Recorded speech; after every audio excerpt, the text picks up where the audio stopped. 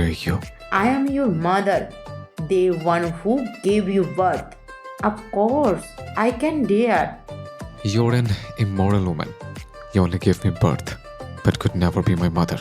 To me, you will always remain a selfish, greedy, and characterless woman. And you are not the only one. Your entire gender is like you. তোমার কাছে আমি কেমন আমি তা নিয়ে মোটেও চিন্তিত নই। আমি জানি আমি খুবই খারাপ একজন মহিলা, তা নিয়ে আমি চিন্তিত নই। চরিত্র নিয়ে বসে থাকলে আরও আগেই তোমার বাপকে তার 2 ছেলে নিয়ে ভিক্ষা থালা হাতে নিয়ে রাস্তায় বসতে হতো। সেখানে সম্মান ছিল। তোমার মতো চরিত্রহীন নারীর সম্মানের কি বুঝবে? নিজেকে খুব সম্মান বুঝতে পারা বলে দাবি করছো নাকি তুমি? তাহলে তো ভালোই হলো। শোনো, তোমার ভাইয়ের বিয়ের কার্ড আরও সপ্তাহখানেক আগে থেকে বিলি করা শুরু হয়ে গেছে। গতকাল রাতে তারিনের বাবা জানিয়েছেন ওনার 2 মেয়েকে আমার 2 ছেলের সাথে বিয়ে দিতে চান। যদি হয় দুজনের বিয়ে এক বাড়িতে হবে, নয়তো বিয়ে ক্যান্সেল। এবার অরিনকে বিয়ে করে তোমার বাবার সম্মান বাঁচাও। আমি বাধ্য নই। আর না আমার কোনো মাথা ব্যথা আছে তোমাদের সম্মান নিয়ে। যে পরিবারের সম্মান তুমি নিজে নিলামে তুলেছ, সেখানে তোমার মুখে এসব কথা মানায় না। Just stop. নেক্সট টাইম আমার সাথে কথা বলার স্পর্ধা দেখাবে না।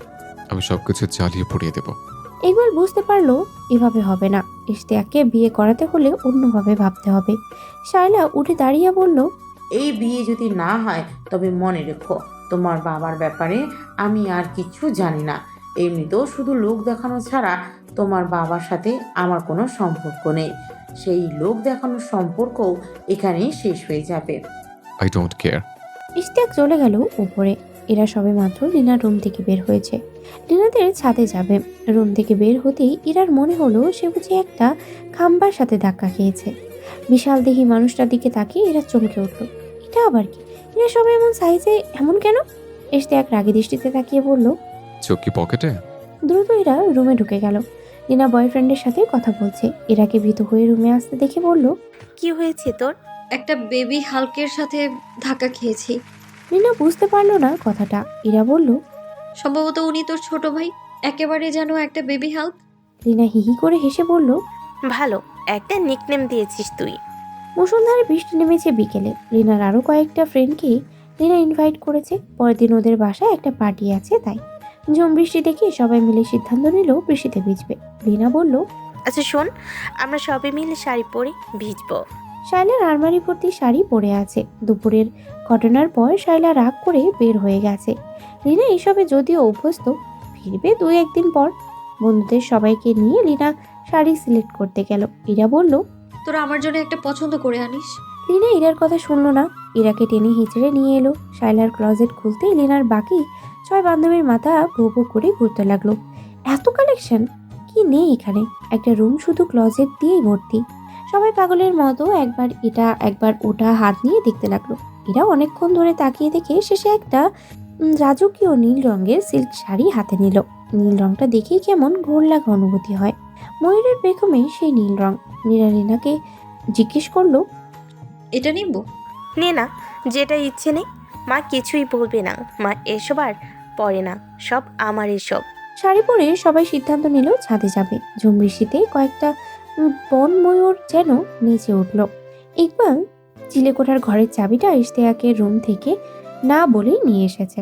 এই রুমটা ইশতিয়াকের, তবে সুন্দরীদের জলকেলি উপভোগ করতে এই জায়গাটা একেবারেই পারফেক্ট। আনন্দে মেতে উঠতে গিয়েও এটার কেমন যেন অস্বস্তি লাগছে। মনে হচ্ছে কেউ যেন খুব গভীর পর্যবেক্ষণ করছে ওকে। এরা দ্রুত সরে এলো। চারিদিকে তাকিয়ে দেখে কেউই নেই। ছাদে থাকা রুমটার দরজাও বাইরে থেকে তালা দেওয়া। তাহলে মনের ভেতরে এমন খচখচ করছে কেন? আধভেজা হয়ে এরা দাঁড়িয়ে রইল কিছুক্ষণ। কিছুতেই মনের খচখচানি যাচ্ছে না। নীলি ইরাকে ডেকে বলল, কিরে ওখানে দাঁড়িয়ে আছিস কেন? আয়। বৃষ্টিতে শাড়িটি নীলের দেহের সাথে একেবারে আটকে আছে। এরা সবার দিকে তাকালো। সবারই একই অবস্থা। পেটের দিকে শাড়ি নেই, বুক অর্ধনগ্ন। নিজের উপরে নিজেরই রাগ হলো এরা। এমন বোকামি কিভাবে করলো সে? এরা সিঁড়ি ঘরে দাঁড়িয়ে বলল, আমার মনে হচ্ছে কেউ যেন আমাদের দেখছে। প্লিজ সবাই নিচে আর নেমে আয়। বাপ রে, তোর তো গোয়েন্দা হওয়া উচিত ছিল।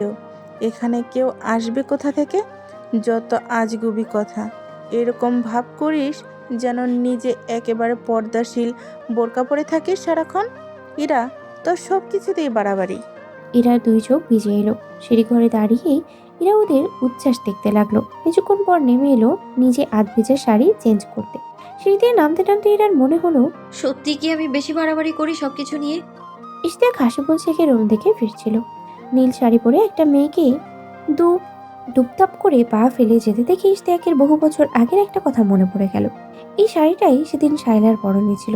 স্পেশাল অডিশনের এডিশনে ডিজাইন করা শাড়ি এটা। ইশতিয়াক স্কুল থেকে ফিরেছে। সামনের বছর ইশতিয়াকের এসএসসি। দুপুরের হাফ টাইমের পর ইশতিয়াকের ক্লাস করতে ইচ্ছে করলো না। ছুটি নিয়ে চলে এলো বাসায়। ইশতিয়াক বাসায় ফেরা দেখে বাসা কেমন শুনশান। যদিও ওদের বাসা সবসময় শুনশানই থাকে। ইকবাল থাকে আলাদা ফ্ল্যাটে ওর দুই বন্ধুর সাথে। হাসিবুল শেখ নিজের রুমেই থাকেন। শায়লা বিজনেসের কাজে বিভিন্ন জায়গায় ছোটাছুটি করে। তবে বাড়িতে হেল্পিং হ্যান্ডরা আছে 4-5 জন। তাদের কাউকেই দেখা যাচ্ছে না। ইশতিয়াক ফেরার সময় একটা আলোকনন্দা গাছের গাজরা নিয়ে এসেছে। মাকে চুলে ফুলে পড়লে কি যে সুন্দর লাগে। ইশতিয়াকের মনে হয় যেন স্বর্গ থেকে নেমে আসা অপ্সরা। গাজরা দিতেও ইশতিয়াক শায়লার রুমের দিকে দরজায় নক করে। শায়লা দরজা খুলে ইশতিয়াককে দেখে ভূতের মতো চমকে ওঠে। ইশতিয়াক এই মুহূর্তে এখানে? মায়ের এমন বিভৎস অবস্থা দেখে ইশতিয়াক চমকে ওঠে। পরনের শাড়ি আধ খোলা হয়ে আছে, এলোমেলো চুল ছড়িয়ে আছে, পুরো ঠোঁটে লিপস্টিক, চোখের নিচে লেপ্টে যাওয়া কাজল। ইশতিয়াক প্রথমে বুঝতে পারল না। একবার রুমের ভিতরে দিতেই দেখে বিছানায় নগ্ন হয়ে শুয়ে আছে বাবার বন্ধু কামরুল আঙ্কেল। ইশতিয়াকের পায়ের নিচে মাটি সরে গেল। হুট করে ইশতিয়াকের একটা হিসাব মিলে গেল। কেন রিনাকে দেখতে তাদের দুই ভাইয়ের মতো না হয়ে কামরুল আঙ্কেলের মতো লাগে। শায়লা ভেবেছিল কাজের মেয়েটা হয়েছে। ওকে শায়লা বলেছিল এক বাটি আইস কিউব নিয়ে যেতে। সেই ভেবেই শায়লা দরজা খুলে ফেলেছে। ইশতিয়াক হাত থেকে ফুলের গাজরাটা ফেলে দিয়ে ধীর পায়ে নিচে রুমে চলে আসে। রুম থেকে বের হয় ইশতিয়াক 2 দিন পর। ততক্ষণে ইশতিয়াকের ভেতরে আগুন তাকে জ্বালিয়ে পুড়িয়ে ছারখার করে দিয়েছে। শায়লা ইশতিয়াককে দেখলো কিন্তু কিছু বলল না। ইশতিয়াকের 2 চোখ জ্বালা করছে অতীত ভাবতে গিয়ে। কতদিন আগের কথা, অথচ এখনো সেই ক্ষত তাজা বলে মনে হয় ইশতিয়াকের। ইশতিয়াক ইরার দিকে তাকিয়ে থাকতে থাকতেই দেখতে পেল শায়লা আসছে। ইশতিয়াককে শায়লা খেয়াল করেনি। ইরাকে দেখেই শায়লা চমকে ওঠে। ইরার পরনে তার শাড়ি। শায়লার গা জ্বলে লাগে। এটা তার ডিজাইনার শাড়ি, স্পেশাল এডিশনের। লিনার 5ম জন্মদিনে লিনার বায়োলজিক্যাল বাবা এই শাড়ি থেকে গিফট করেছে। এই শাড়ি নিয়ে শায়লার দুঃখও রয়েছে। শায়লা কড়া গলায় ইরাকে বলল, এই শাড়ি তুমি কোথায় পেলে? তোমার সাহস হলো কিভাবে এই শাড়িটা পরা? ইরা থ হয়ে যায়। সে তো লিনাকে বলেই নিয়েছে। ইরা জবাব দেওয়ার আগেই শায়লা বলল, এই শাড়ির দাম জানো তুমি? তোমার মতো একটা ফ্যামিলির আধা বছরের খরচ চালানো যাবে। কোন সাহসে তুমি এই শাড়িতে হাত দিলে? সরি আন্টি, আমি আসলে বুঝতে পারিনি। নিজেকে যথেষ্ট শক্ত রেখে কথাগুলো বলল ইরা। ভেতরে ভেতরে ইরা মোমের মতো গলে যাচ্ছিল অপমানে। শায়লা আরো কিছু বলতে যাবে, পিছনে তাকিয়ে দেখে ইশতিয়াক দাঁড়িয়ে আছে। শায়লা আর কিছু না বলেই চলে গেল। ইশতিয়াকের ভীষণ মায়া হলো মেয়েটার জন্য। বেচারা। ইরা রুমে গিয়ে দ্রুত চেঞ্জ করে শাড়িটা ওয়াশ করে নিল। বুকের ভেতরে কেমন তোলপাড় করছে ইরা। এত অপমান! এখানে ইরা থাকবে না আর, কিছুতেই না। এটাই এই বাসায় ইরার শেষ আশা। ইরা সিদ্ধান্ত নিল যত শীঘ্রই সম্ভব চলে যাবে এখান থেকে। আজকে পারলে আজকেই, নয়তো কাল সকালে। তবে নীলাকে কিছু জানাবে না। জানালে নীলা যেতে দেবে না। ইরা চলে যেতেই ইকবালের মেজাজ খারাপ হয়ে যায়। এত ভাব নেয় কেন এই মেয়ে? নিজেকে কি ভাবে? একবার বাগে পেলে ইকবাল সব ভাব বের করে দিত। হাতের ক্যামেরার দিকে তাকিয়ে তৃপ্তির ঢেকুর তোলে ইকবাল। এখানে মেয়েগুলোর অনেকগুলো ছবি তুলেছে ইকবাল। শরীরের সাথে ভিজে লিপটে যাওয়া শাড়িতেই এক একজনকে কেমন মোহনীয় লাগছে। শরীরের প্রতিটি বাঘ স্পষ্ট। ইকবাল কল্পনা করে ইরাকে এভাবে দেখতে না জানি কেমন মোহনীয় লাগবে। হতাশ হয় না ইকবাল। সুযোগ আছে অনেক এখনো, তবে ইকবাল দেরি করতে চায় না আর। সন্ধ্যাবেলায় ইকবাল লেনাকে মেসেজ দিল ইরাকে একবার ও রুমে পাঠাতে, কোনো বাহানায়। ইরা বসে বসে একটা উপন্যাস পড়ছে। বুকের ভেতরে অপমানকে ধামাচাপা দিতেই ইরা উপন্যাসে মন দিল। ইনা ডেকে বলল, আমার কেমন জ্বর জ্বর লাগছে রে। আমি কি একটু থার্মোমিটারটা এনে দিবি দোস্ত? কোথায়? আমার রুম থেকে বের হয়ে 2 রুম পরের রুমটাই দেখবি একটা মেডিসিন বক্স আছে, বক্সটা নিয়ে আই। ইরা কথা মতো বের হয় লিনার জন্য মেডিসিন বক্স আনতে। রুমে ঢুকতেই কেউ একজন ইরার নাকে একটা রুমাল চেপে ধরে। ইরা জ্ঞান হারায়। ইশতিয়াক রুমে এসে স্বস্তি পেল না। অস্থির হয়ে কিছুক্ষণ পায়চারি করলো। পৃথিবীতে পিতামাতার সাথে সন্তানের সম্পর্ক কত সুন্দর হয়, স্বামী স্ত্রীর সম্পর্ক কত মধুর হয়, ভাই বোনের সম্পর্ক কত দৃঢ় হয়।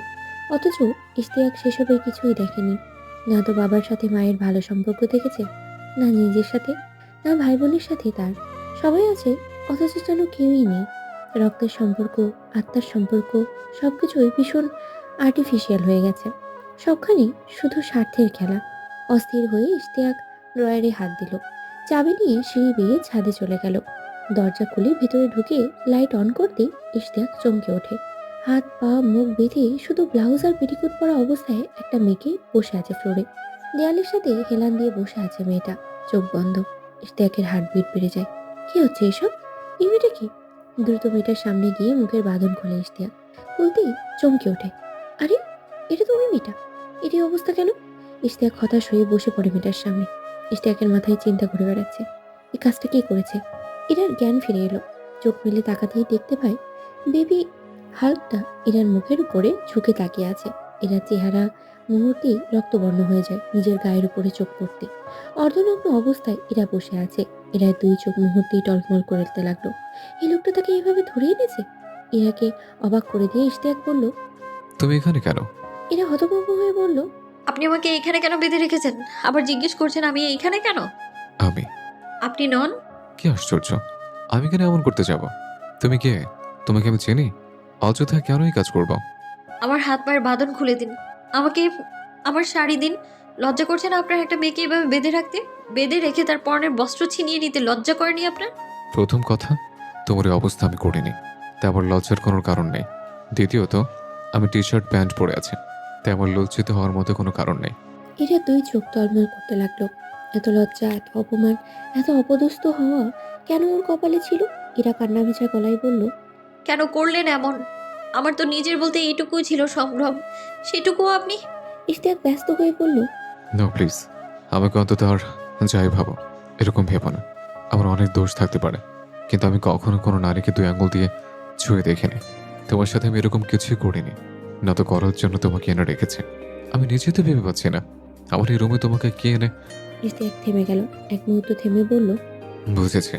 ইরার চোখ থেকে দুফোঁটা অশ্রু গড়িয়ে পড়ে। ইশতিয়াক ইরার হাতের বাঁধন খুলে দেয়। ইরার উন্মুক্ত পেট নজরে আসতেই ইশতিয়াক উঠে যায়। আলমারি থেকে একটা টি শার্ট বের করে ইরাকে পরতে দেয়। সময় নষ্ট না করে দ্রুত পরে নেয় ইরা। পড়তে পড়তে ইরার ভীষণ কান্না পায়। এত অসহায় কেন সে? এত সস্তাভাবে কেন সবাই তাকে? নিজেকে সামলাতে পারে না ইরা। হু হু করে কেঁদে ওঠে। ইশতিয়াক অপ্রস্তুত হয়ে বলল, কি হয়েছে? আপনাদের কাছে মানুষের ইজ্জত কতটা সস্তা বলুন তো? একটা মানুষকে চাইলেই বিবস্ত্র করে দেয়া যায়? আপনাদের টাকা পয়সা আছে বলে কি ভাবেন যা চান তাই পেয়ে যাবেন? যার কাছে তার সম্ভ্রমই একমাত্র সম্পদ, তাকে এমন করে দেউলিয়া করে করে দেয়া কি খুব প্রয়োজন ছিল? দেখো ডিয়ার, আমি তোমার সাথে কিছুই করিনি, তবে আমি বুঝতে পারছি এই কাজটা আমার বড় ভাই করেছে। সম্ভবত তুমি তার নজরে পড়েছ। সে তোমাকে কৌশলে যখন পায়নি, তাই সেই পথে এগিয়েছে। For gods sec, believe me. এরা নিজেকে ভীষণ নোংরা মনে হচ্ছে এই মুহূর্তে। তাকে যেন চাইলেই সবাই যা ইচ্ছে তাই করতে পারে। নয়তো পরপর কেন একই ঘটনা ঘটবে? ইশতিয়াক ইরার দিকে তাকিয়ে আছে।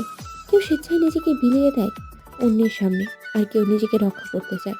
ইকবাল যে চুপ করে থাকবে না ইশতিয়াক জানে। এরা আকুল হয়ে বলল, আমাকে একটু সাহায্য করুন। আমাকে একটু আমার বাসায় পৌঁছে দিয়ে আসুন। আমি এক মুহূর্তে এখানে থাকতে চাই না। সব সময় জেনেছি নারীর সবচেয়ে বড় শত্রু নারীরাই হয়, আর প্রমাণও পেয়ে গেলাম। কখনো ভাবিনি লীনাও এমন হবে। অন্ধবিশ্বাসের ফল হাতে নাতে পেয়ে গেলাম আমি। ইশতিয়াক তীক্ষ্ণ দৃষ্টিতে তাকিয়ে রইল ইরার দিকে। তুমি এখন এই অবস্থায় বাড়ি যাবে? তোমাকে দেখলে তোমার বাড়ির মানুষ ভুল ভাববে। ইরা চিৎকার করে বলল, তাহলে আমার বিষ এনে দিন প্লিজ। এটুকু তো করতে পারবেন? আমার আর বাঁচতে ইচ্ছে করে না। ইশতিয়াক কপাল কুঁচকে থাকলো ইরার দিকে। মেয়েটাকে কেমন এলোমেলো লাগছে। ইরা নিস্তেজ হয়ে ফ্লোরে বসে রইল। ইশতিয়াক কথা না বলে বের হয়ে গেল বাইরে। এরাকে দরজার ভেতর থেকে আটকে রাখতে বলে ছাদের দরজার ভেতর থেকে নতুন একটা তালা এনে লাগিয়ে দিয়ে রুমে চলে এলো। এরার মাথা কাজ করে না। টলমলে পায়ে এরা এগিয়ে এসে দরজার ভেতর থেকে বন্ধ করে দেয়। অ্যাটাচ ওয়াশরুমে ঢুকে চোখে মুখে পানি দেয় এরা। নিজেকে সামলাতে হবে নিজেরই। এরা হিসেব কষতে বসে। এই লোকটার কথা কতটা সত্যি? হতে তো পারে সে নিজেই ইরাকে বন্দি করেছে। এরা সবচেয়ে বেশি ক্ষোভ জন্মায় লিনার উপরে। বন্ধু হয়ে বন্ধুর এরকম ক্ষতি করতে পারে কেউ? নিজেকে ধাতস্থ করে এরা। লিনাকে একটা কঠিন শিক্ষা সে দিবে। আবারও সে নীনার মুখোমুখি হবে। ইরার মনে হলো দরজা লক করেও সে নিরাপদ না। ঠেলে রুমে থাকা ডিভানটা এনে দরজায় ঠেস দেয়। ইকবাল হাতে করে দুটো ওয়াইনের বোতল নিয়ে ধীর পায়ে ছাদের দিকে এগিয়ে এলো। মনটা ভীষণ হালকা লাগছে। গুনগুন করে গান গাইতে গাইতে আগায় ইকবাল। মনটা ভীষণ খুশি খুশি। বিকেল বেলায় লীনা ছাদ থেকে নেমেই ইকবালকে জানিয়েছে এরা এক্ষুনি চলে যেতে চাইছে। ইকবাল বলল বুঝিয়ে সুঝিয়ে আজ রাতটা রেখে দিতে। লীনা সেভাবেই কাজ করেছে। রাত গভীর হওয়ার অপেক্ষায় ছিল ইকবাল। ছাদের দরজায় ছিটকিনি খুলতে গিয়ে দেখলো তালা দেওয়া। ইকবাল বিরক্ত হয়ে বুয়াকে ডাক দিয়ে বলল, এখানে কে তালা মেরেছে? ইশতিয়াক বের হয়ে এসে সিঁড়ির গোড়ায় দাঁড়িয়ে বলল, আমি তালা লাগিয়েছি। তুমি ছাদে গিয়ে মাতলামি করতে পারবে না। মদ খেতে হলে তোমার বেডরুমে যাও। ইশতিয়াকের গলার আওয়াজ শুনে সবাই বের হয়ে এসেছে। শায়লা এসে ইকবালের রুমের দরজার সামনে পর্দার আড়ালে দাঁড়ায়। টিনার গলা শুকিয়ে গেছে। ইকবালের মাথা গরম হয়ে গেছে। চিবিয়ে চিবিয়ে বলল, আমি কোথায় যাব তোকে জিজ্ঞেস করব আমি? তুই দরজা খোল বলছি, আমি যাবই। আমার ডিনার ছাদে।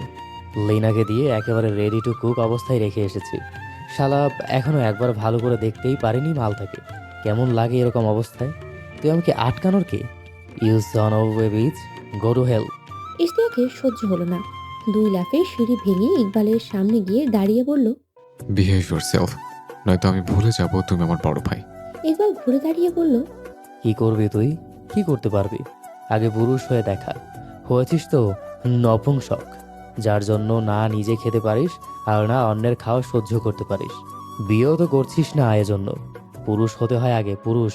ইকবাল কথা শেষ করার আগেই ঝড়ের বেগে একটা ঘুষি এসে ওর নাকের উপরে পড়ল। ইশতিয়াকের পুরুষত্ব নিয়ে কথা বলায় ভীষণ হাতে ঘা লাগলো। মাথার ভেতরে বাজতে থাকে ইকবালের কথাগুলো। পুরুষ হলে কি যেখানে সেখানে যাকে পাবে তার সাথে ইন্টিমেট হতে হবে? নিজের নাকে হাত দিয়ে ইকবাল বসে রইল সিঁড়িতে। পুরুষ সে হয় যে নারীকে সম্মান দিতে জানে। তোর মতো মানুষকে পুরুষ বললেও তার আগে কাজ যুক্ত করতে হবে। আর একটা নোংরা শব্দ তোর মুখ দিয়ে বের হলে তোর জিভ আমি টেনে ছিঁড়ে ফেলবো। এরা সবটাই শুনতে পেল ভেতর থেকে। ইকবাল উঠে ইশতিয়াকের কলার চেপে ধরল। ইশতিয়াক ইকবালের গলা টিপে ধরল। মুহূর্তেই হুট্টোপুটি শুরু হয়ে গেল। যাওয়ায় শায়লা ছুটে এলো দুজনকে ছাড়াতে। হাত বাড়িয়ে দিতে ইশতিয়াক চিৎকার করে বলল, খবরদার, তোমার এই নোংরা হাত দিয়ে আমাকে স্পর্শ করবে না। তোমার স্পর্শ আমার শুরুটা যেখানে লাগবে আমি সেখানটি পুড়িয়ে ফেলবো। আল্লাহর কসম, তোমার ছেলেও ঠিক তোমারই মতো। তোমরা দুজনে ভীষণ নোংরা দুশ্চরিত্রের মানুষ। শায়লা ইকবালের হাত ধরে বলল, ছেড়ে দে ইকবাল, ছেড়ে দে, ঝামেলা করিস না। একটা থার্ড ক্লাস মেয়ের জন্য তোরা দুজনে ঝামেলা করছিস? ইশতিয়াক একদলা থুতু ফেলে বলল, ওই মেয়েটার ক্লাস তোমাদের চাইতে অনেক উপরে। ওর কাছে নিজের সম্ভ্রমের মূল্য আছে যা তোমার নেই। তোমরা নখেরও যোগ্য না। ইকবাল হাত ছাড়া দিতেই শায়লা গিয়ে দেয়ালের সাথে কপালে আঘাত পায়। ইকবাল ইশতিয়াকের নাকে ঘুষি মারতে যায়। ইশতিয়াক মুহূর্তেই মাথা সরিয়ে ফেলে। ঘুষি গিয়ে লাগে দেয়ালে। ইকবাল হাত চেপে ধরে দাঁড়িয়ে রইল। ওর যদি এক চুল পরিমাণ ক্ষতি করার চেষ্টা করো তুমি, মনে রেখো আমি নিজেই তোমার আশ্রয় হব। তুমি দেশে আসার পর থেকে কটা মেয়েকে টিসের মতো ব্যবহার করে ফেলে দিয়েছ। আমি জানি, আমি কখনো কিছু বলিনি, কারণ সেখানে একা তুমি দোষী না, মেয়েগুলোরও সায় ছিল। কিন্তু যেখানে কোনো মেয়ে নিজেকে রক্ষা করতে চাইবে, তুমি তাকে জোর করে তোমার উদ্দেশ্যে চরিতার্থ করতে চাইবে, সেখানে আমাকে বাধা হিসেবে পাবেই পাবে। সিঁড়ির গোড়ায় ইশতিয়াক বসে পড়ল। আজ সারা রাত সেখানেই বসে থাকবে। ইকবাল তালা ভেঙে ফেলতে পারে চাবি না পেয়ে। এই বসলাম আমি এখানে, কারা তো বড় বুকের পাটা আমাকে ডেঙে আজ ওখানে যায়, আমি দেখতে চাই। আমি যখন বলেছি তো মনে রাখিস, ওই মেয়েটাকে আমার বিছানায় আমি টেনে নিবই। পারলে ঠেকাইস। কয়দিন তুই ঠেকাতে পারবি আমিও দেখব। আজকে না হয় বাঁচাতে পারলেই, এরপরও সময় আছে। ইশতিয়াক মুচকি হেসে বলল, ওকে, দেখা যাবে। ইশতিয়াকের চোখের সামনে মেয়েটার টলমলে চোখ দুটি ভেসে ওঠে। ইশতিয়াকের চোখ জ্বলে। সেই মেয়েটাকে হাঁটতে দিবে না। এত এত চরিত্রহীনের ভিড়ে যখন শুদ্ধ কাউকে পেয়েছে, তাকে ইশতিয়াক কিছুতেই হাঁটতে দেবে না। একটা নির্ঘুম রাত কেটে গেল ইরার। পরপর একই রকমের দুটো ঘটনা ইরাকে নিস্তব্ধ করে দিল। ভিতর থেকে একেবারেই নিঃশেষ করে দিল, যেমন করে নিঃশেষ হয়ে যায় ফুটন্ত গোলাপ। ভোরের আলো ফুটে ওঠে আস্তে আস্তে। চারিদিক আলোকিত হয়ে ওঠে, শুধু অন্ধকার থেকে যায় ইরার বুকের ভেতরটায়। ধীরে ধীরে ইরা উঠে দাঁড়ায়। সারা রাত এক ঠাই বসেছিল এরা। ওয়াশরুমের আয়নার দিকে তাকায় এরা, এমন ভেঙে গুড়িয়ে যাওয়া একটা মেয়েকে দেখতে পায়। এরা অবাক হয়ে তাকিয়ে থাকে। দরজায় ঠকঠক শব্দ হয়। এরা এগিয়ে যায় আস্তে আস্তে, কোনো তাড়াহুড়ো নেই। দরজা খুলতেই ইশতিয়াক এরার দিকে তাকিয়ে চমকায়। বুকের ভেতরে অজস্র মৌমাছি ফুল ফোটায়। চলো, তোমাকে বাসায় দিয়ে আসে। এরা জানে না বাসায় গেলে এরা কি বলবে। বের হয়ে এরা ঘর থেকে। আমার জামা কাপড় এ বেশি আমি বাসায় যেতে পারবো না। ইশতিয়াক এক মুহূর্ত ভাবে, তারপর এরাকে নিজের রুমে থাকতে বলে। ইশতিয়াক বুয়াকে ডাকলো। বুয়া আসতেই বলল। লিনার রুম থেকে লিনার বান্ধবীর ব্যাগটা নিয়ে আসো। এরা চুপচাপ দাঁড়িয়ে রইল ভিতরে, ইশতিয়াক বাইরে। বুয়া গিয়ে লিনাকে বলল। আপনার বান্ধবীর ব্যাগ দিতে কইছে ভাইজান। কোন বান্ধবী ব্যাগ? কে বলেছি? ছোট ভাইজান।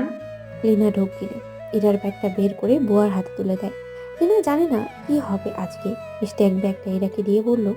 চেঞ্জ করে নাও। এরা ওয়াশরুমে ঢুকে নিজের কাপড় চেঞ্জ করে নেয়। পরনের পেটিকোট আর টি শার্ট দ্রুত ধুয়ে দিল।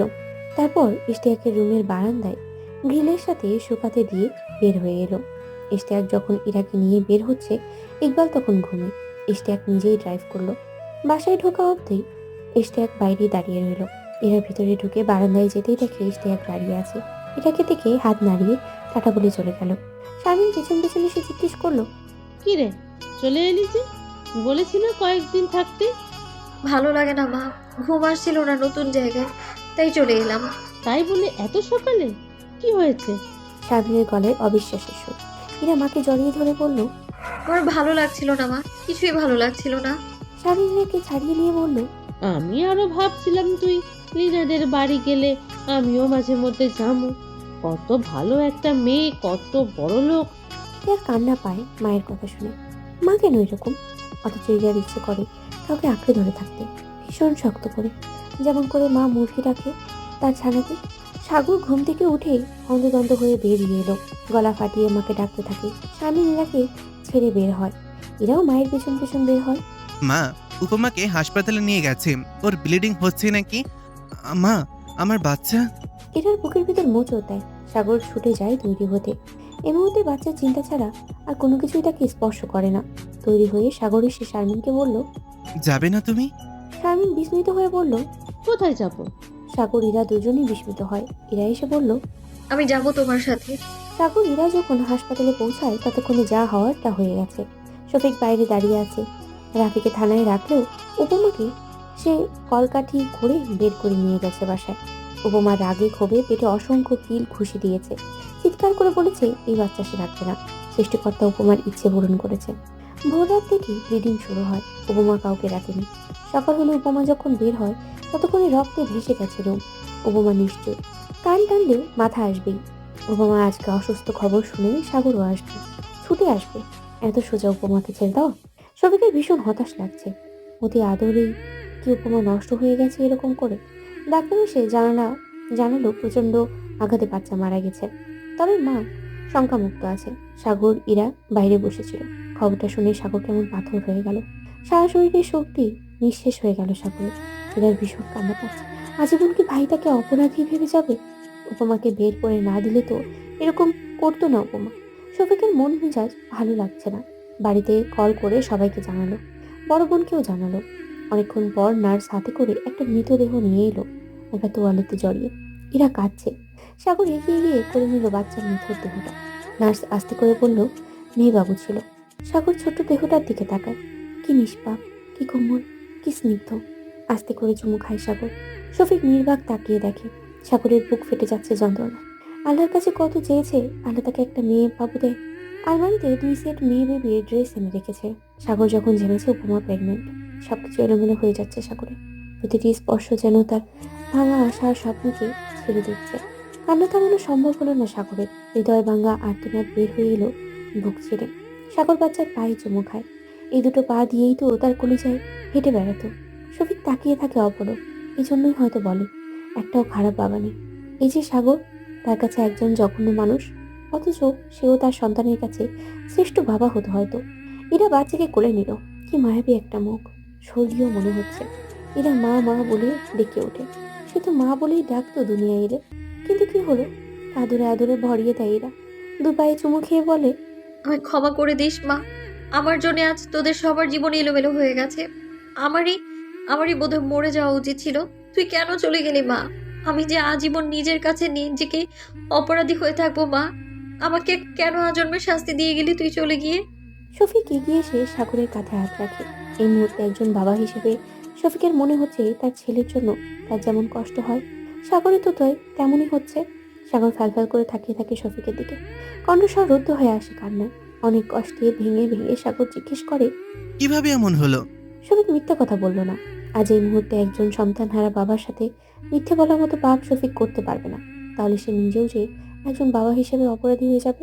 উপমা রাগ ক্ষোভে এমন করেছে, নিজের পেটে নিজেই আঘাত করেছে, অসংখ্য অজস্র, যার জন্য আজকে এই অবস্থা।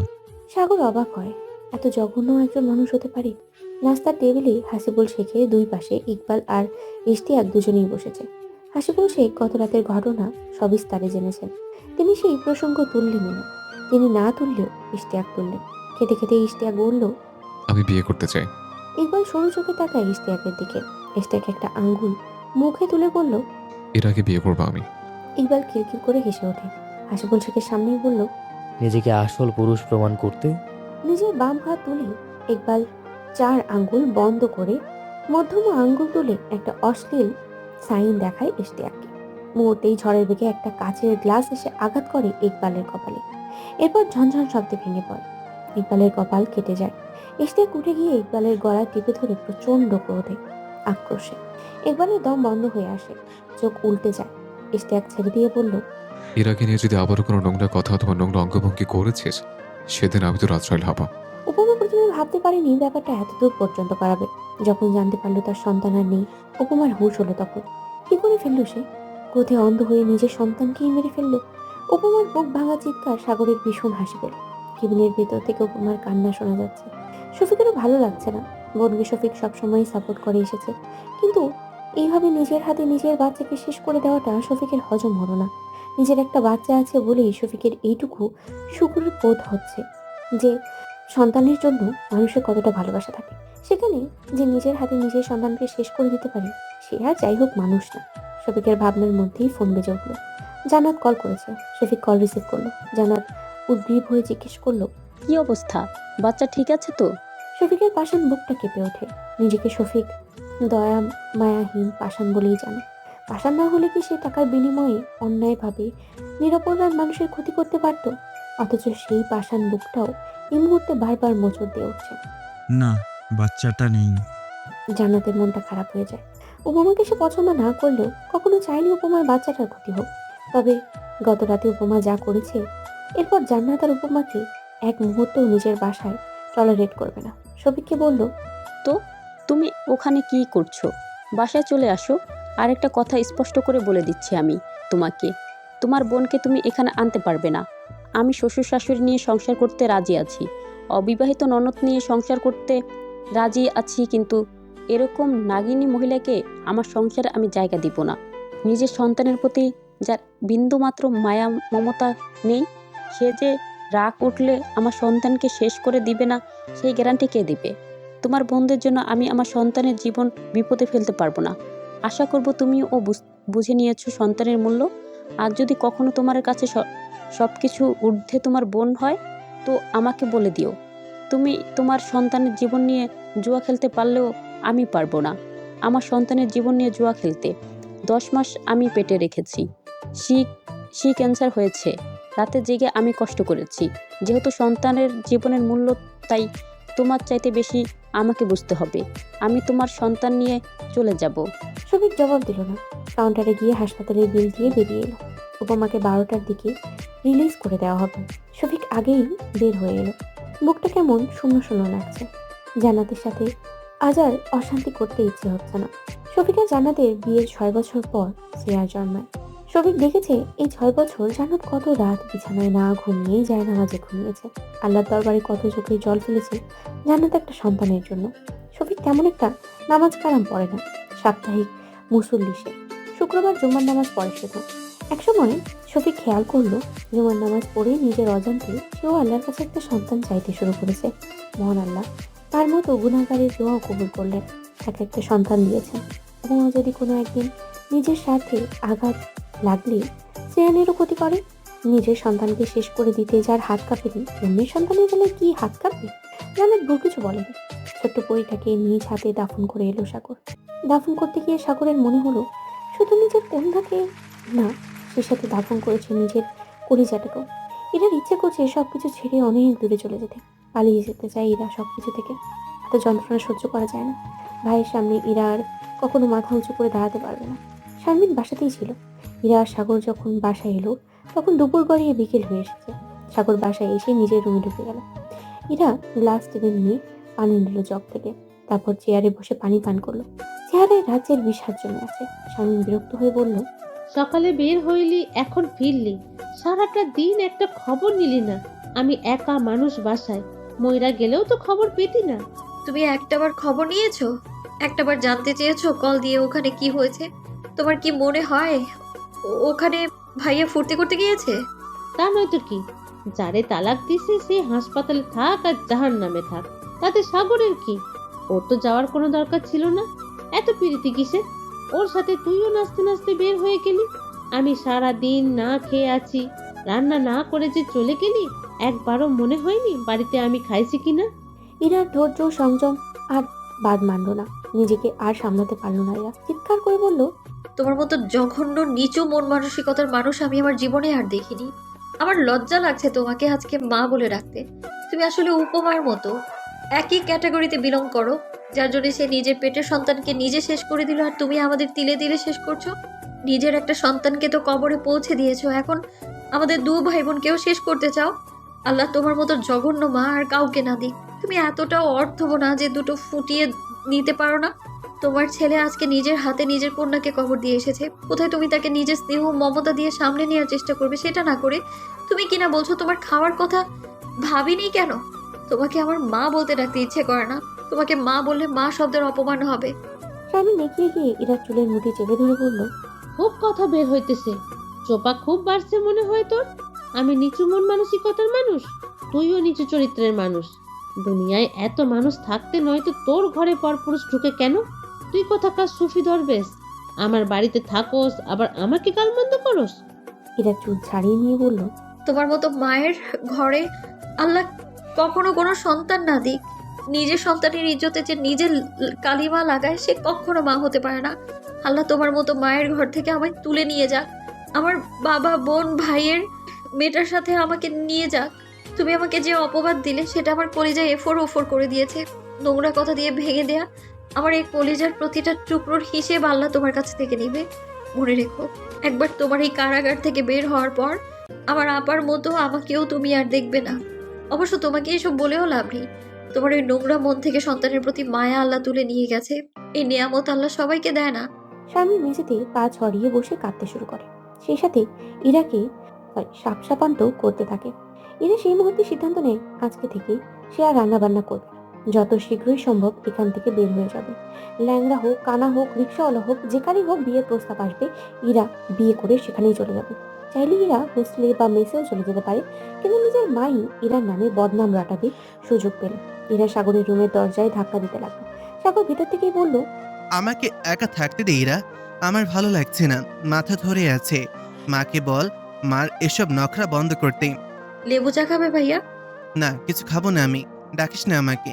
এরা চেয়ারে একইভাবে বসে রইল, কিছুই খেলো না, রান্নাও করলো না। শারমিন চাল ডাল মিশিয়ে খিচুড়ি করেছে একটু, সেটুকুই খেলো।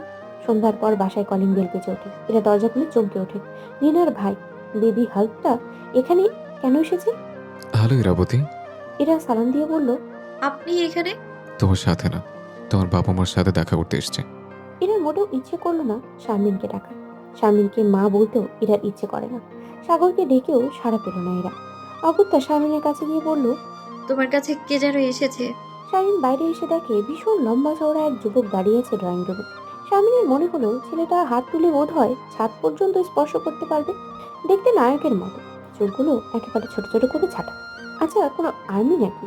এটা কি তার নামে কোথাও বিচার দিয়েছে, যেখান থেকে হয়তো আর্মি পাঠিয়েছে শারমিনকে ধরে নিয়ে যাওয়ার জন্য? শারমিনের গলা শুকিয়ে গেল। ইশতিয়াক বলল, আপনি ইরার মা তো? শারমিন আগেই নাক টেনে কেঁদে বলল, বাবা বিশ্বাস করো, আমার কোনো দোষ নেই। আমি একজন বিধবা মহিলা। আমাকে আমার নিজের মেয়ে ভাত দেয় খেতে, নিজের পেটের মেয়ে আমাকে গালমন্দ করে, গায়ে হাত তোলে। আমি জানি ইরার বিচার পেয়ে তুমি আসছো আমাকে ধরে নিতে। আমি বুড়ো মানুষ, আমারে এরা কত অত্যাচার করে কাউকে বলি না দেখে কেউ জানে না। আমি এরা নিজের রুমের দরজার সামনে দাঁড়িয়েছিল। মায়ের এসব কথা শুনে এরা একটা দীর্ঘশ্বাস ফেলল।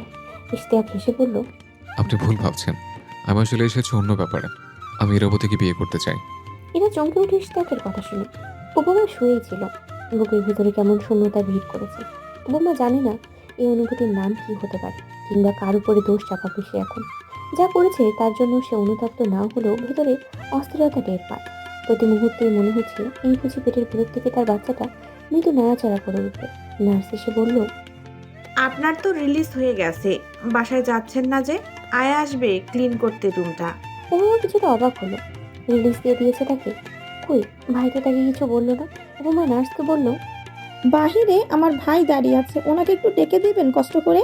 নার্স বাইরে গিয়ে দেখে এসে বলল, না, বাহিরে কেউ নেই। আছে, সবুজ শার্ট পরে এক ভদ্রলোক দাঁড়িয়ে আছে। ওহ, উনি উনি তো আরো আগেই চলে গেছেন। আমি তখন বের হচ্ছিলাম, উনিও তখন বের হচ্ছিল, তাই মনে আছে।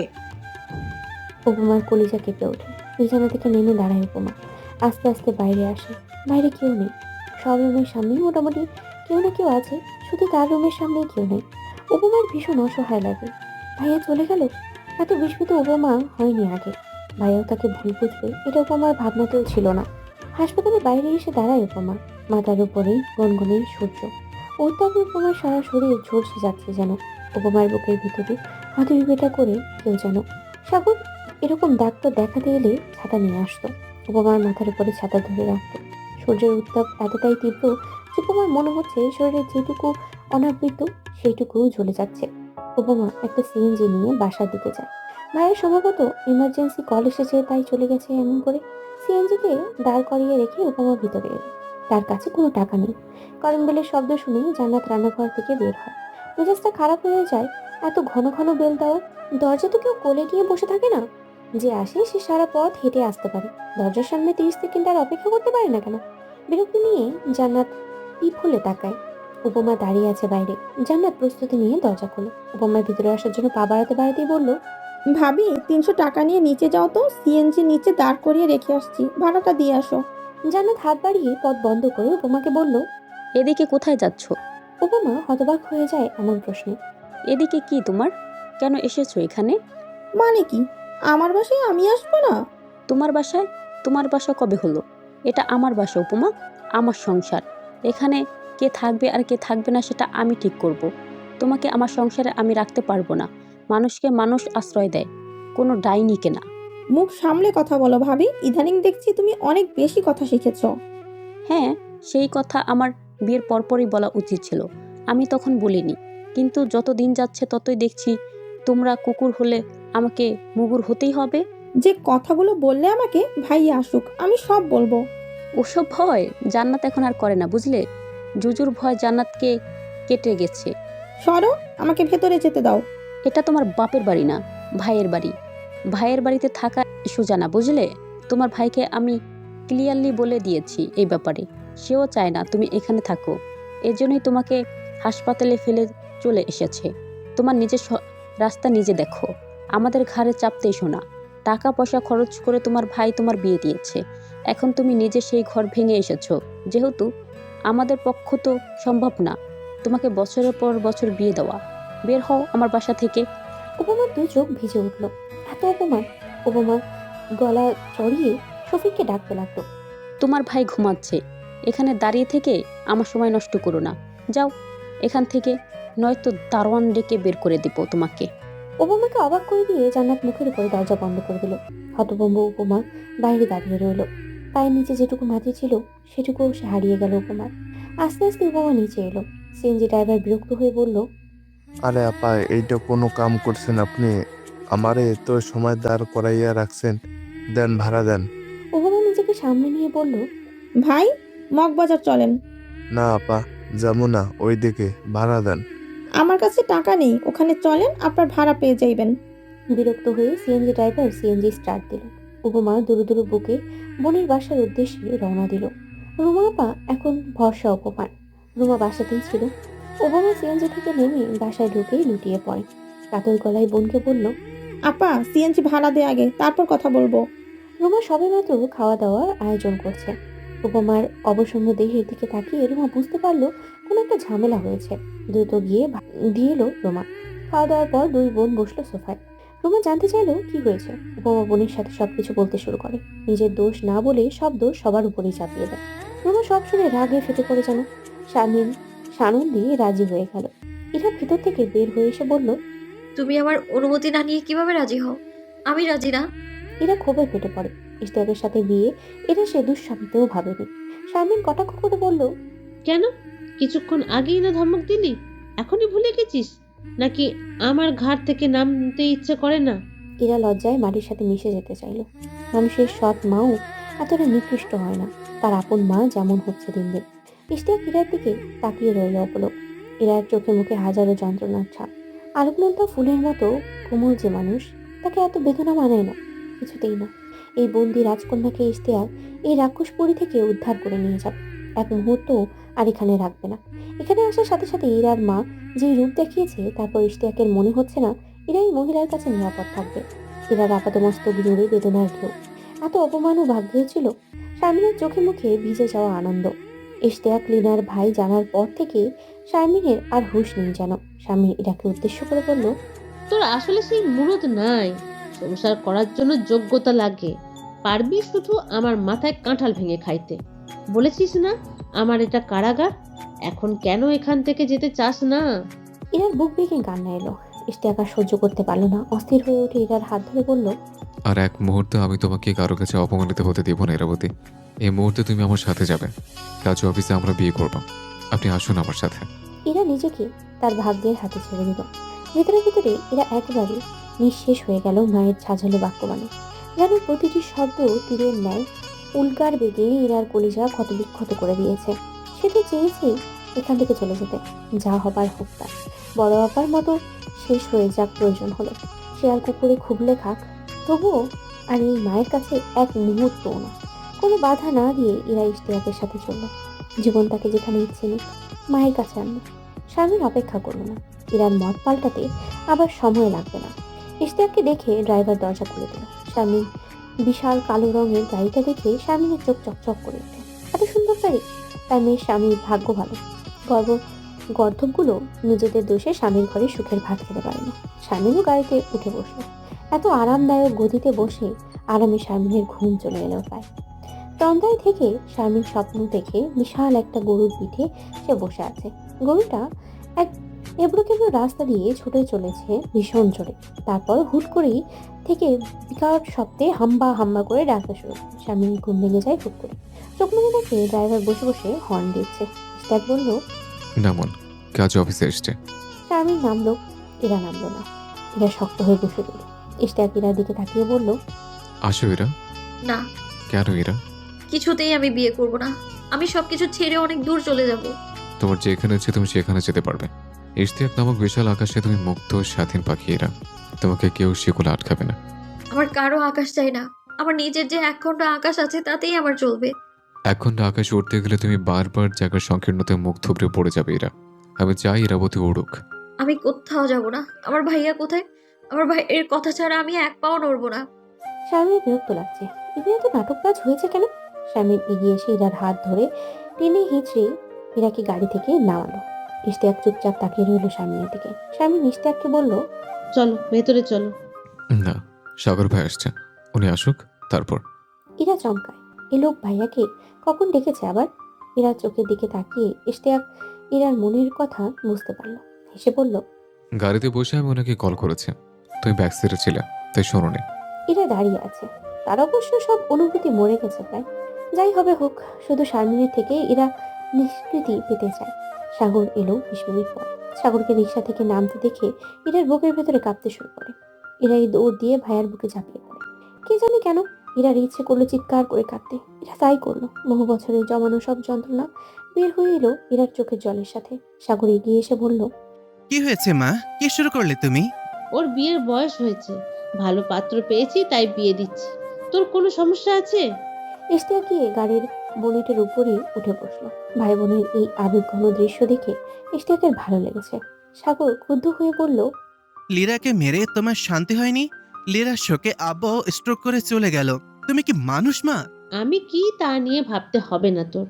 আমি আমার মেয়েদের ভালো চাই বলেই ভালো ঘরে বিয়ে দিতে চাইছি।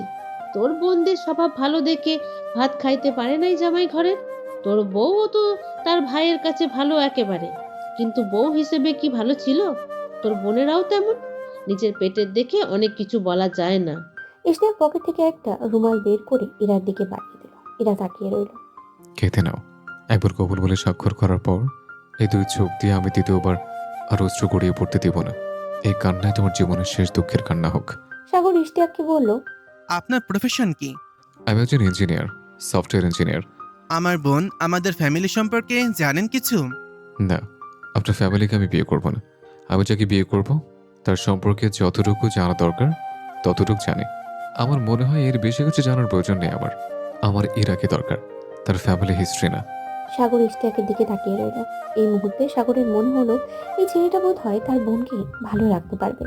সাগর ইরার দিকে তাকিয়ে বলল, কান্না বন্ধ কর, চোখ মুছে নে। নতুন জীবনে হাসি মুখে শুরু করবি, যাতে মৃত্যুর আগ পর্যন্ত তোর মুখে হাসি থাকে। ইরা অবাক হয়ে তাকিয়ে রইল। ভাইয়া কি বলছে? ভাগ্যে কি আছে সেটা আল্লাহ ভালো জানেন, তবে আমার মনে হচ্ছে এই ছেলেটা তোকে ভালো রাখতে পারবে। আমি সবসময় চাই আমার বোনটা ভালো থাকুক।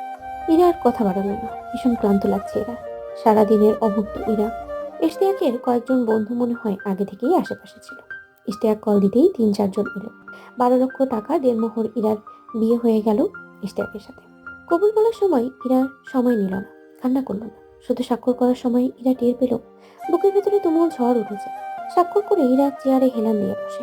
কতটুকুই বা বয়স হয়েছে ইরার, অথচ মনে হচ্ছে বেঁচে থাকতে থাকতে ভীষণ ক্লান্ত হয়ে গেছে। এই ক্লান্ত জীবন থেকে যদি ছুটি নেওয়া যেত, কে জানে কণ্ঠের রূপার কাঠি সোনার কাঠি যার স্পর্শ পেলে এই জীবন থেকে মুক্তি পাবে।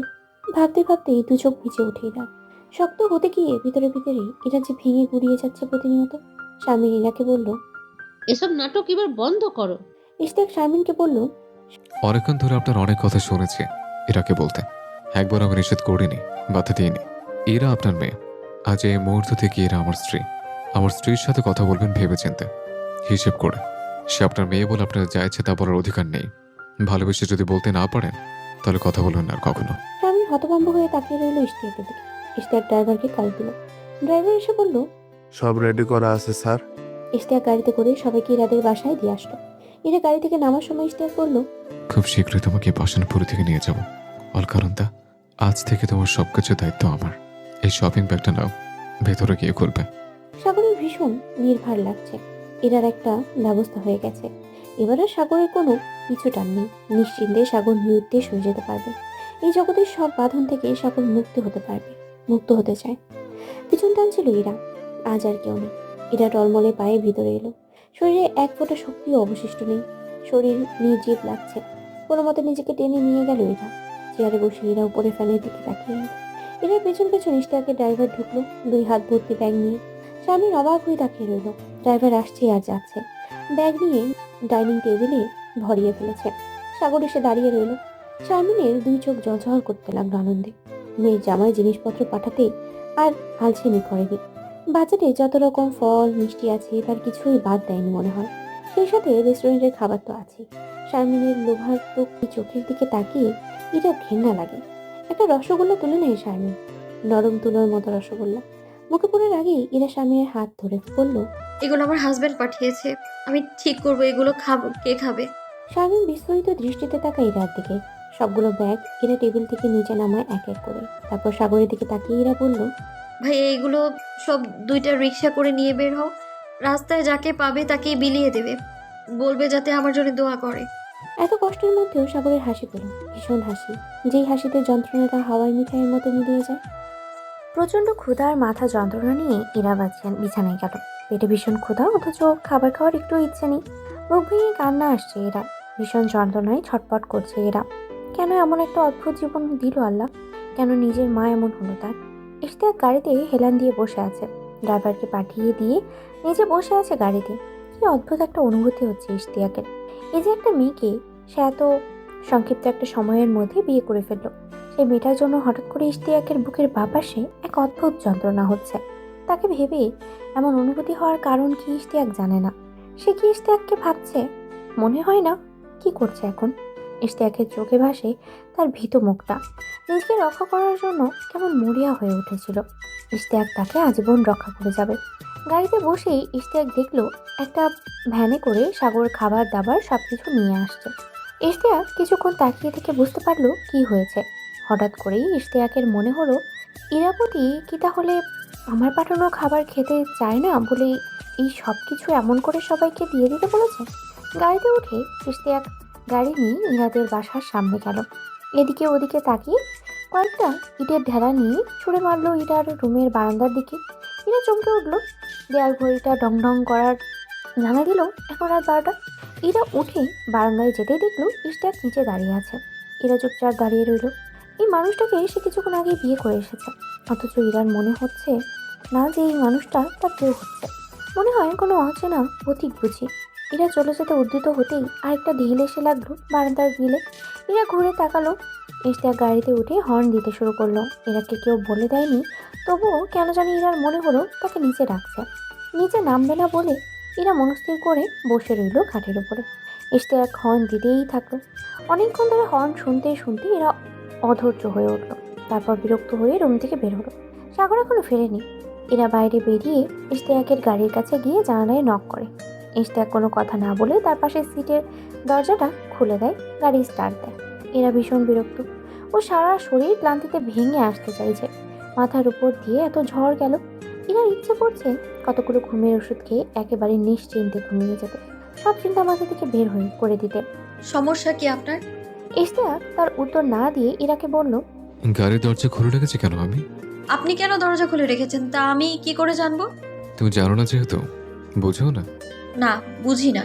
ইশতিয়াক ইরার দিকে তাকিয়ে রইল। রাগে ইরার নাকটা ফুটছে, কি ভীষণ মিষ্টি লাগছে।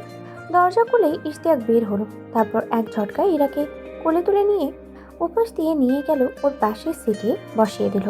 তারপর নিজে এসে ড্রাইভিং সিটে বসে গাড়ি নিয়ে বেরিয়ে গেল। কোথায় যাচ্ছেন আপনি? আমাকে কোথায় নিয়ে যাচ্ছেন? জাহান্নামে যাচ্ছে। আমি যেখানে যাব তুমি এখন থেকে সেখানে যেতে বাধ্য, কোনো দ্বিধা ছাড়াই। আমি যাব না আপনার সাথে। আমার বাসায় দিয়ে আসুন, আমার ভালো লাগছে না। ইশতিয়াক ঝুঁকে ইরার মুখের উপর গিয়ে বলল, আজকে সারা রাত তুমি আমার সাথে থাকবে। আজ থেকে তুমি আমার। ক্লান্ত ইরার কথা বলার শক্তি নেই। নির্জীব হয়ে বলল, গাড়ি থামান, তা না হলে আমি চলন্ত গাড়ি থেকে নেমে যাব। ইশতিয়াক ইরার দিকে তাকিয়ে গাড়ি থামালো। তারপর মুচকি হেসে বলল, তুমি আমাকে দিয়ে ফোর্স করাতে চাচ্ছ ইরাবতী? Okay fine. গাড়ি থামানোতেই ইরা খুশি হলো। বাসায় গিয়ে লম্বা একটা ঘুম দেবে ইরা। ইরাকে চমকে দিয়ে ইশতিয়াক ইরাকে নিজের কোলে বসিয়ে নিল। তারপর গাড়ির স্পিড বাড়াতে লাগলো। আতঙ্কিত হয়ে ইরা বলল, ছাড়ুন আমায় প্লিজ। আমি পাশের সিটে বসে থাকবো, আমি নামবো না, প্রমিস করছি। এখন আর ওসব বলে লাভ নেই ইরা। যদি তুমি পারো তাহলে নামো, তবে মনে রেখো তুমি এখান থেকে নামতে চাইবে তো আমি স্টিয়ারিং ছেড়ে 2 হাতে তোমাকে আঁকড়ে ধরবো। গাড়ি যেদিকে ইচ্ছা সেদিকে যাক। ইরার কেমন অবাক লাগলো। এই লোক তো পাগলের চূড়ান্ত। এই যেই শরীর, এক হাত দিয়েই ইরাকে ধরলে ইরা ওর সাথে পারবে না, সেখানে 2 হাত ধরলে তো ইরা চ্যাপ্টা হয়ে যাবে। একটা মানুষ এত লম্বা চওড়া কেন হবে? ইরা শক্ত হয়ে বসে রইল, দাঁত মুখ খিচিয়ে। ইশতিয়াকের ভীষণ আনন্দ লাগছে। কি আশ্চর্য, নিজের একটা বউ থাকতে মানুষের মনে এত আনন্দ হয়। ভাগ্যিস বিয়েটা করেছিল, তা না হলে জীবনের এই গোপন আনন্দ ইশতিয়াকের কাছে আজীবন অজানাই থেকে যেত। ইরাকে এক হাতে জড়িয়ে ধরে ইশতিয়াক বলল, ধন্যবাদ ইরাবতী। তোমাকে না দেখলে হয়তো আমার বিয়ে করার আগ্রহ কখনোই হতো না। আর বিয়ে না করলে মানসিক সুখ আজীবন আমার অজানা থেকে যেত। আর আমার এই মানসিক যন্ত্রণা? ইশতিয়াক হতবাক হয়ে যায়। এরা কি খুব আপসেট? কেন ইশতিয়াকের উপরে রেগে আছে এরা? ইশতিয়াক কি ভুল কিছু করেছে, নাকি এভাবে এখানে বসানোতে এরা মনক্ষুণ্ণ হয়েছে? কি আশ্চর্য, এরার মন খারাপে ইশতিয়াকের কেন কষ্ট হচ্ছে? ইশতিয়াক এরাকে ছেড়ে দিয়ে বলল, তুমি তোমার জায়গায় বসো। আমার অযাচিত স্পর্শ হয়তো তোমার ভালো লাগছে না। আমি সতর্ক থাকবো ইরাবতী, তবে নিশ্চয়তা দিতে পারবো না তোমাকে টাচ না করা। তুমি আমার অলকা আনন্দা, তোমাকে আমি সবসময় ছুঁয়ে দিবই। এরা নিজের জায়গায় বসে সেটা হেলান দিয়ে বসলো। অল্প সময়ের মধ্যে এরা ঘুমিয়ে গেল। এরা ঘুমানোর পর ইশতিয়াক ইরাকে সিট বেল্ট লাগিয়ে দিল। কল করে হোটেলে একটা রুম বুক করলো ইশতিয়াক। তারপর আস্তে আস্তে ড্রাইভ করে হোটেলের সামনে গিয়ে গাড়ি দাঁড় করালো। ইরাকে গাড়িতে থেকে পাজাগুলা করে নিজের বুক করা রুমে নিয়ে শুয়ে দিল। হোটেলের রেস্টুরেন্টে খাবার অর্ডার দিয়ে বলল রেডি করে রাখতে, যাতে কল দিলেই পাঠিয়ে দিতে পারে। ঠান্ডা অনুভব হতেই এরার ঘুম ভেঙে গেল। যদিও গায়ের উপরে কমফোর্টার দেওয়াই আছে, অচেনা জায়গায় ঘুমিয়ে আছে মনে হতেই এরা লাফিয়ে উঠে বসে। ভীষণ নরম আরামদায়ক একটা বিছানায় সে শুয়ে আছে। আশেপাশে কেউ নেই। এরা এদিকে ওদিকে তাকিয়ে ভয়াতক সুরে ইশতিয়াককে ডেকে বলল, আপনি কোথায়? বারান্দা থেকে ইশতিয়াক উকি দিয়ে বলল, ভয় নেই, ঘুমাও তুমি নিশ্চিন্তে ইরাবতী। আমি কোথায়? তোমার হাজবেন্ডের কাছে। এরা বিরক্ত হয়ে জানালো, এটা কোন জায়গা? এটা বাংলাদেশের রাজধানী ঢাকা শহর। উফ, এত কথা পেঁচান কেন? ঠিক করে বলুন আমি কোথায়। আমি কাউকে না বলে বের হয়ে এসেছি বাসা থেকে, সবাই চিন্তা করবে। তোমার জন্য চিন্তা করার মানুষের পৃথিবীতে একমাত্র আমি আছি অলকানন্দা। আর কারো দরকার নেই আমার বউকে নিয়ে ভাবার। তবু আমি আমার একমাত্র ব্রাদার ইন লকে জানিয়েছি, তোমার ভাবনার কোনো কারণ নেই। পেটের ভিতরে ভীষণ মোচড় দিচ্ছে। এরা চুপচাপ বসে রইল। ইশতিয়াক রুমে এসে কল দিল কোথাও। এরা সেদিকে খেয়াল দিল না। 2 মিনিটের মাথায় দুজন বয় এলো বিশাল আকৃতির একটা ডালা নিয়ে। এরা চমকে তাকায়। বিভিন্ন রকমের খাবার item, red velvet cake, cold drinks. Ishtiaq এটার দিকে তাকিয়ে বলল, শুরু করো ইরাবতী। আমার খেতে ইচ্ছে করছে না। আমার ইচ্ছে করছে, হয় তুমি নিজে খাও, নয়তো আমি তোমাকে খাইয়ে দিব, নয়তো তুমি আমাকে খাইয়ে দিবে। যেটা চুজ করো তুমি, আমার কোনো প্রবলেম নেই। এরা বুঝতে পারলো পড়েছে পাগলের হাতে। খানা খেতে হবে একসাথে। এরা চাইনিজ প্লেটারটা তুলে নিল। এত মাঝরাতেই কে এসব খায় এরা জানা নেই, কিন্তু এরা সারাদিনের অভুক্ত। অতএব আর লজ্জা না করে এরা মনোযোগ দিল খাবারে। ইশতিয়াক একটা ব্রেড নিল। এই যে এরা তাকে ভয় না পেয়ে পরম নিশ্চিন্তে তার পাশে বসে আছে। অথচ গতকাল রাতেও এরা তাকে বিশ্বাস করতো না। একটা স্বাক্ষর করে ইশতিয়াক এরার বিশ্বাসের জামিনদার হয়ে গেল। কি ভীষণ অদ্ভুত না এটা। এরা খাওয়া শেষ হতেই ইশতিয়াক বলল, চলো কেক কাটি এরা। এরা কথা না বাড়িয়ে রাজি হলো। সিনেমার মতো কেকের ভেতর থেকে একটা গোলাপ ফুলের বক্স বেরিয়ে এলো। এরা ইশতিয়াকের দিকে তাকিয়ে রইল। ইশতিয়াক মুচকে হেসে বক্সটা খুলে একটা রিং বের করে এরাকে পরিয়ে দেয়। নিজের বাম হাতের অনামিকার দিকে তাকিয়ে এরা ঠোঁটের কোণে হাসির রেখা ফুটে ওঠে। সবসময় শুনে এসেছে ভাসরাতে হাজব্যান্ড ওয়াইফকে গিফট করে। এই মানুষটা যে সেটা মনে রেখে এরাকে গিফট দিল, তাতে এটার আনন্দ লাগছে। এটার হাতের আংটিটাতে একটা আলাদা চুমু খায় ইশতিয়াক। তারপর ঝুঁকে এরার কপালে চুমু খেয়ে বলল, তুমি বিরক্ত হচ্ছে জানি, কিন্তু আমি ভীষণ লোভী বোধ হয়, তাই তোমার পারমিশন নেওয়ার ধার ধারছি না। আপনাকে ধন্যবাদ। কেন? আমাকে একটা নরক থেকে উদ্ধার করে আনার জন্য। আমার উল্টো তোমাকে ধন্যবাদ জানানোর কথা। কেন? তুমি এসে আমার এই শুকনো খটখটে মরুভূমির মতো জীবনকে স্বর্গ করে তোলার জন্য। উপমা ভেবেছিল শফিক উপমার সন্ধান করবে, কিন্তু উপমাকে অবাক করে দিয়ে শফিক একবারও কল করেনি। রুমা উপমাকে বলল, তুই চিন্তা করিস না, আমি দেখব। জান্নাতের ডানা গজাইছে নতুন করে, ওগুলো আমি কেটে দেব। উপমার বোনের কথায় আশ্বস্ত হতে পারে না। ভেতরে ভেতরে উপমার ভীষণ ভয় ঢুকে গেছে। শফিক কি তাকে বাসায় নেবে? রুমাকে বলতেই রুমা বলল, তুই সে নিয়ে ভাবছিস কেন? তুই আমার বাসায় থাকবি তুই। উপমা রুমার কথা শুনে সাহস পায়। রুমার এখানে থাকতে পারলে অবশ্য ভালোই লাগবে উপমার। রুমার একার সংসার, শ্বশুর শাশুড়ির ঝামেলা নেই। 2 ছেলেকে নিয়ে রুমা একাই থাকে। রুমার স্বামী থাকে চিটাগংয়ে চাকরি সূত্রে। মাসে 2 মাসে একবার আসে হয়তো। রুমাকে প্রতি মাসে মোটা টাকাই দেয়। দুজন ছোটা বুয়া কাজ করে রুমার বাসায়। উপমা ঘুমাতে গেল নিশ্চিন্তে। বিছানায় পিঠ ঠেকাতেই উপমার হাত আপনা আপনিতেই পেটের উপরে চলে গেল। কি আশ্চর্য! বুকের ভেতরে একটা শূন্য শূন্য লাগছে কেন? কি যেন নেই লাগছে। উপমা উঠে বসলো। পেটের দিকে তাকিয়ে থাকতে থাকতে উপমার 2 চোখ ভিজে উঠল। এত যন্ত্রণা হচ্ছে কেন? উপমা হাউমাউ করে কেঁদে ওঠে। বুক ভাঙা যন্ত্রণায় উপমার মনে হলো প্রাণ বুঝি বের হয়েই যাবে। কেন ছোট্ট সোনাটাকে সেইভাবে শেষ করে দিল? উপমার কেমন হাঁসফাঁস লাগে, নিঃশ্বাস বন্ধ হয়ে আসে। গলা ফাটিয়ে চিৎকার করে উঠে উপমা। সারাদিন নিজের চিন্তায় এত কিছু মনেই ছিল না। এখন শোয়ার পর হঠাৎ করে উপমার মনে পড়ে গেল। উপমার চোখ দিয়ে আপনি দিয়ে জল গড়াতে শুরু করে। পরদিন সকালে রুমা ভাইকে কল করে। শফিককে বাসায় আসতে বলল রুমা। দুপুরে শফিক আসবে ভেবে 2 বোন অপেক্ষায় ছিল, কিন্তু শফিক আসলো না। রুমা মাকে কল দিল। শফিকের মা বাবা দুজনেই নিরুপায়।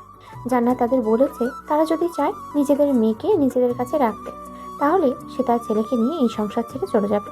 এরকম কাল নাগিনী ননদ নিয়ে সংসার সে করবে না। গত পরশু রাতের ঘটনার পর শফিকের বাবা মায়েরও উপমার উপরে বিতৃষ্ণা জন্মে গেছে। এতটা জঘন্য মানুষ হতে পারে? তাই তারাও জান্নাতের কথা মেনে নিল। এই বৃদ্ধ বয়সে নিজেদের 2 মেয়ে যে তাদের সেবা যত্ন করবে না, তা তারা অন্তত দুজনেই জানে। তাই পুত্রবধূকে চড়ানো না। দুপুরে যখন শফিক এলো না, রুমা যখন শফিককে কল করলো, শফিক তখন থানায় ছিল। রুমার কল পেয়ে ডিক্লাইন করে দিল। থানায় বসে এখন ঝামেলা করতে ইচ্ছে করছে না। রুমা আবারও কল দিল। শফিক আবারও ডিক্লাইন করে দিল। রেগে গিয়ে রুমা আবারও কল দিল। বিরক্ত হয়ে শফিক ব্লক করে দিল রুমার নাম্বার। হতভম্ব হয়ে রুমা উপমাকে বলল, দেখলি ভাইজান কি বললো? উপমার হতাশ লাগে। ভাইজান বুঝি আস্তে আস্তে চেঞ্জ হয়ে যাচ্ছে। কই সে তো সাগরকে পারেনি বশ করতে, ভাবি কিভাবে ভাইকে বশ করে ফেললো।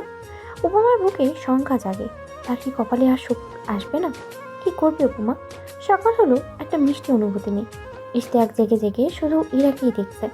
ইরা, ইরা, ইরা। ইশতিয়াকের বুকে সুখের ঝড় ওঠে। এই যে ইরা তার পাশে শুয়ে নিশ্চিন্তে ঘুমাচ্ছে, এইটুকু ইশতিয়াকের মনটা বারবার আনন্দিত করে।